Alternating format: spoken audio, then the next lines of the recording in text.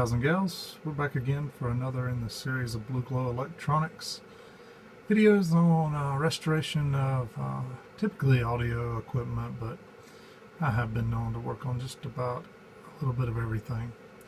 This is an SAE 2200 solid state power amplifier. It's basically a 100 watt unit, and a couple things about it.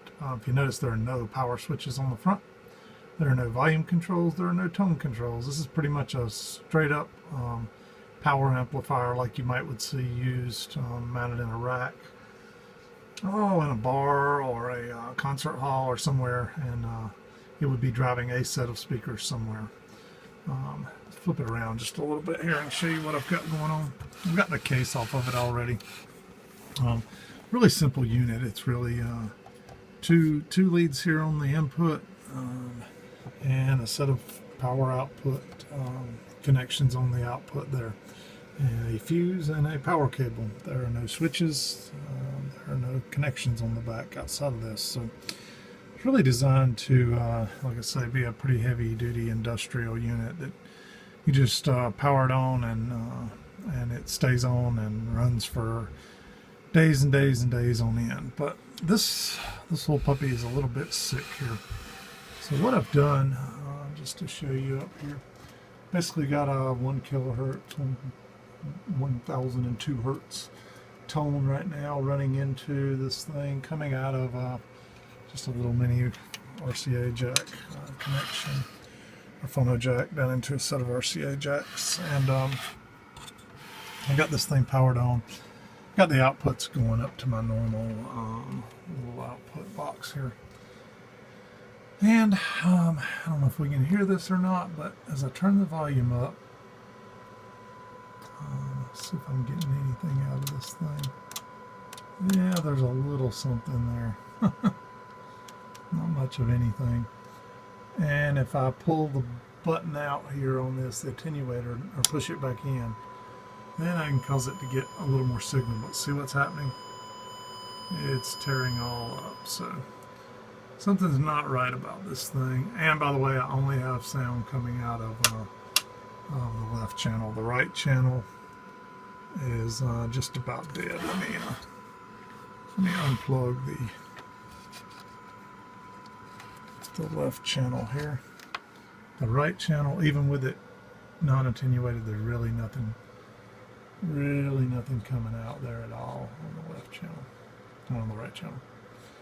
So we've got one channel barely working and one channel completely out. So I'm going to dive into this thing, figure out what's wrong with it. The thing has a massive transformer on it here. Let me kill the power before I go sticking my fingers in there. Massive power transformer right here, probably weighs 25-30 pounds. You got the electrolytics down in here. You can see the diodes down in the bottom.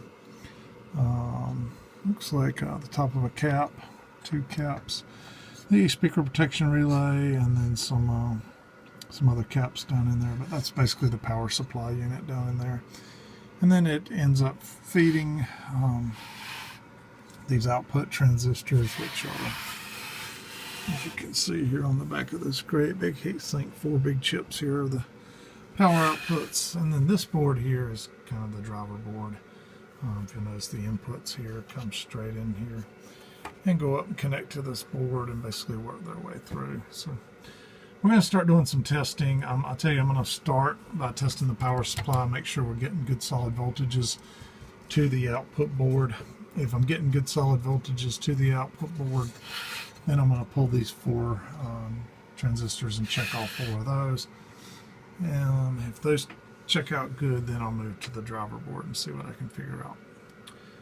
Just if I was a betting man without having gotten there yet, I'm guessing some of these are dead, but and potentially some of the driver chips here, but we'll find out as we get into it. I just wanted to show you what we were up against going into this thing. Alright, I've pulled 2 transistors so far, as you can see here. And I kind of labeled them up here on the chassis, 1 and 2. You won't be able to see it. And as you can see, I'm labeling them 1 and 2 on the chip here. But when I hit the test button here, and this neat little device, this Atlas semiconductor analyzer. Basically, you hook all three leads up any direction you want. Doesn't matter which wire, which connection each wire goes to. This thing will sort it out and figure it out. Hit the on test, and guess what? Short circuit on green blue. So we have a dead transistor. Alright, that was number 2 we just checked. Now we got number 1 hooked up here. We're going to get zoomed in and nice and clear, and let's do on check. Short circuit on blue-red. So yet another dead transistor. I'm going to go through and check the others, but on the fact all the channels are dead, I can bet right now they are dead too. And then I've got to pull all 4 of these transistors here and see about those as well. Bet $1 to anything that some of those are going as well. And the reason being, let me show you. See this resistor right here? I don't know if you can see how dark it is, but it's kind of black here in the middle. And if you look down here, let me get this thing slid back under the light here. See this capacitor down here? It's completely black, and in front of it, let me see if I can find the flashlight here. Down in front of it, you can see a resistor that's completely fried in here. So my guess is that resistor's gone. It's smoked up as a result of these transistors here being bad. Likely what happened is these outputs went out, shorted, caused issues with the driver transistors here. They either opened or shorted, which then caused this resistor to burn up and blow up right here. So good little bit of work to get this thing working again, I imagine. I'm gonna pause here 1 second. Yeah, coming back around. This is the schematic of the unit, and it runs a 2SD424 and 2SB554. This is the match pair push-pull. One will be an NPN, the other a PNP output transistor that ultimately drives the output stage. And that's the 2 transistors, number 1 and 2. I just showed you that are back. This little circuit diagram here, it's repeated again basically for the other channel. And then the driver transistors that I showed you, and the little resistor a minute ago right here that was burned up. I'm gonna send the owner of this amp a quote and let them know what I think it's going to cost before I go any further, because they may or may not want to invest in it. I always like to give them that option before I go ordering and replacing parts per se. It's probably, if I had to guess, probably about a 2 to 3 hour labor job plus the parts. These output transistors here are not inexpensive, so it's probably, I haven't sat down and done the math and looked up the parts yet, but if I was guessing accurately, this is probably $125 to $140 or $150 repair. We'll see what the customer wants to do though, and if they don't, this will kind of be the end of the video. And if they do want to move forward, I'll order some parts, finish checking out all these driver transistors and a few other things back through the board before ordering, and get things going. Stay tuned. Well, sent a text to the owner of the unit and gave him a quote, and they replied back, let's do it. So that's what we're doing. A couple more things I wanted to show you and what I ended up ordering. If you'll notice here earlier, I showed you that this this little resistor right here is completely fried, which is a 120 ohm resistor. I've also noticed that up here we've got a 330 ohm resistor that is fried, and it's really hard to see here, and it's about impossible. I was trying to get it so you could see it, but this chip right here, and I keep turning it, but it's missing a corner. It's popped open. It's bad. As well as this resistor here is pretty well smoked. And the reason for that, you've got basically, the input over here, you got power flowing through, driving, stage after stage after stage, kind of drives here at the beginning, which drives these transistors, which ends up driving the two big transistors over here. And since we had shorts here, ends up causing shorts in these, which ends up burning up things and ultimately causing the driver chips here to fail as well.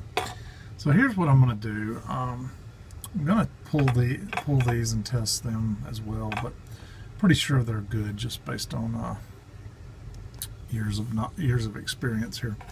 So what I'm basically going to do is from this point forward, I'll recap. I'll replace these caps. I'll do these as well. Going to replace all these burnt resistors. I've ordered new transistors for all 4 of these spots right here, as well as I've ordered new output transistors here and all 4 output transistors here on the back end. I was going to show you down in here though, like give you an example. This little transistor, see it here, sir, it says 110044, and this one 110117. Up here on this one 11000151, 110150. Let's go over here and let me show you something. All right, back to the schematic here. So if you look at these output transistors right here, let's see, the 110148 and 110150. Remember I mentioned the what was it, 110044s, 110117.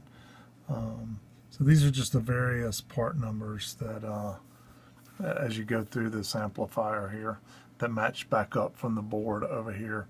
And then from that you can kind of, let's take for example this 110044. It is a BC237B. I found this website. It's pretty neat.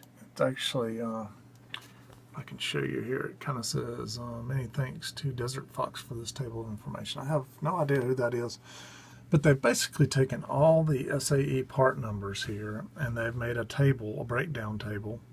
So let's find that one. What was it we were looking at? 11044. You can see it's an NPN transistor, a TO92 case.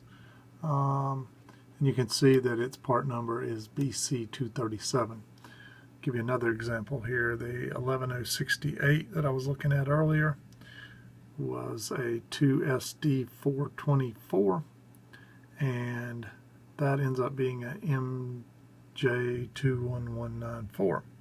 So basically what I did was went through that, and then I came over here and made myself a little list of the part numbers off the board, how many of them I needed to replace here, kind of the Toshiba part numbers, which were the original part numbers from the factory on this unit. This SAE used Toshiba parts, which are not available at this point in time. So then I did a cross-reference using that little chart to the Motorola part numbers, listed those out here. In some cases there were no cross-reference. I had to find original chips. And then I ended up at quite a few different sources to get these things. I could get these from MCM, but I couldn't get the rest. I found these, couldn't find these. I found them at Rochester Electronics. That was the only other place I could find them. Let me show you something here real quick. So there's a neat website called findchips.com. And you basically type in your part number you were after, the MJW21192, which was right here, MJW21192. Type that in, you click find, and you get back your results, and it says, it starts telling you here, hey, Arrow Electronics has these, but they have none in stock. Rochester Electronics has these, but they have 4,000 of them in stock, and they're pretty cheap, $1.97. Come on down, Mauser says they have them, but they 0 in stock, and then they have 1 in stock of the similar part number with a G on the end, which would have been just fine. DigiKey, 0 in stock. So then I went through each and every one of these part numbers, and the only company that had all of the parts I needed in stock was this Rochester Electronics. The issue was the order came up to be about, I want to say $40 or so. They have a $50 minimum order, so I was either going to have to go find other stuff or or just add $10 worth of stuff I may or may not need in the future. So, oh yeah, and by the way, there was 1, 2, 3 part numbers they didn't even have, so it was still only part of the mix. So I ended up back over here, a couple different sources. I got these from MCM Electronics. I ended up picking these up off of eBay. Same with these off another eBay seller, so I paid shipping once, twice, third time. And then some 1N4148s, which I needed more than that. I needed about 40 of. MCM had those as well. So you kind of got in there all together. It was $64.34 worth of parts. I'll probably have about $20 worth of caps out of my own reserve in this thing, and about 4 hours worth of labor. I usually charge $30 an hour for most stuff if it's an hour's worth of work or whatnot. Which is about half or less of what most of the people in the industry are charging for this stuff. And then if I get into 3 hours or more on something for somebody, I typically discount it down to $20 an hour. And so that brings the whole total to $164.31, which was the quote I gave the individual.